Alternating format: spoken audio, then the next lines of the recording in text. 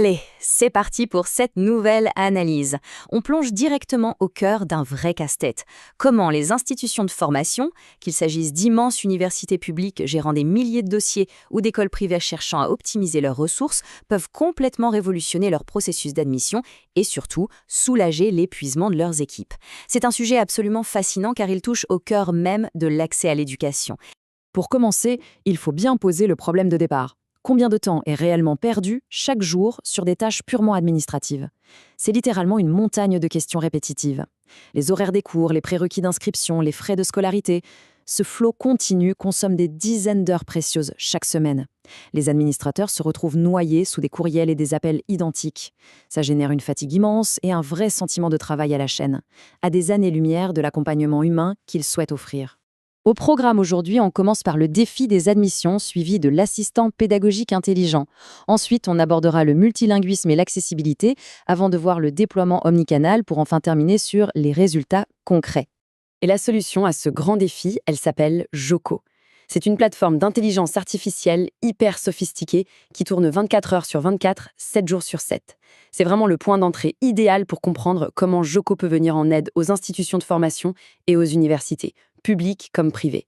Concrètement, ça agit comme un bouclier infatigable pour les équipes administratives, qu'on soit une petite académie cherchant à convertir chaque prospect ou un vaste campus public submergé de requêtes. Première étape de notre analyse, penchons-nous sur ce fameux défi des admissions. Les habitudes ont complètement changé, n'est-ce pas? Aujourd'hui, les futurs étudiants cherchent des informations à toute heure. La nuit, le week-end. Que se passe-t-il si l'institut n'est pas capable de répondre instantanément un dimanche soir? Eh bien, l'étudiant risque tout simplement de passer à autre chose. Des réponses retardées, ce sont des délais manqués et, au bout du compte, une vraie perte d'inscription qualifiée. La réactivité absolue est devenue la norme. Et ignorer une question le week-end, c'est souvent laisser filer un futur talent vers un établissement plus rapide. Ce qui nous amène directement à notre deuxième point, l'assistant pédagogique intelligent. Pour bien comprendre l'impact, imaginons un scénario très classique. Une question typique arrive au bureau des admissions. Quels sont les prérequis pour le Master Data Science? Et quand sont les prochaines inscriptions? C'est le genre de demande qui a l'air simple, mais qui exige de croiser pas mal d'informations, de vérifier des calendriers et d'analyser des prérequis précis. D'un côté, on a l'approche traditionnelle, une recherche manuelle, un peu fastidieuse, qui vient s'ajouter à une pile de dossiers déjà haute comme ça. De l'autre côté, la réponse chirurgicale de Joko. L'intelligence artificielle qualifie la demande en une fraction de seconde. Elle donne les diplômes requis, les dates exactes et propose même d'envoyer la brochure.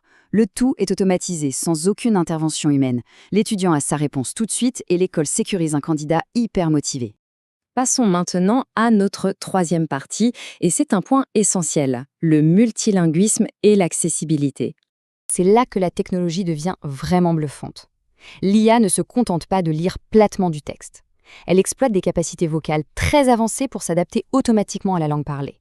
Que la personne s'exprime en français, en anglais ou en wolof, le système écoute les notes vocales et répond à voix haute avec un naturel impressionnant. Pour une université publique qui cherche à démocratiser l'accès ou une école privée qui s'ouvre à l'international, c'est un outil d'inclusion absolument massif. Quatrième étape, le déploiement omnicanal. Aujourd'hui, il faut impérativement aller là où les étudiants passent leur temps.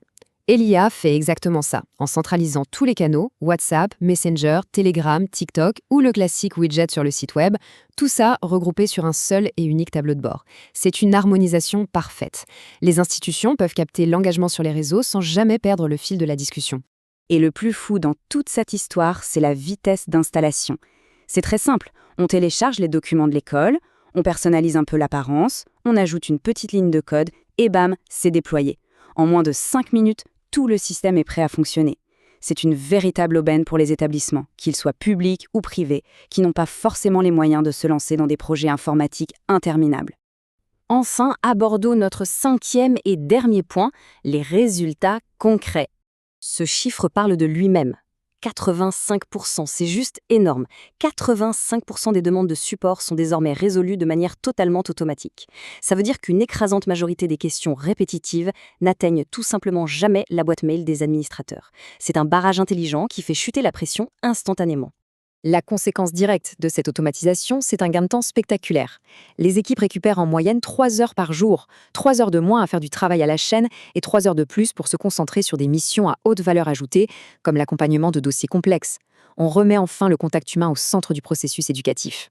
Au final, on voit bien qu'une institution équipée de ce genre de système ne subit plus un fardeau de questions basiques, mais pilote plutôt un flux optimisé d'opportunités.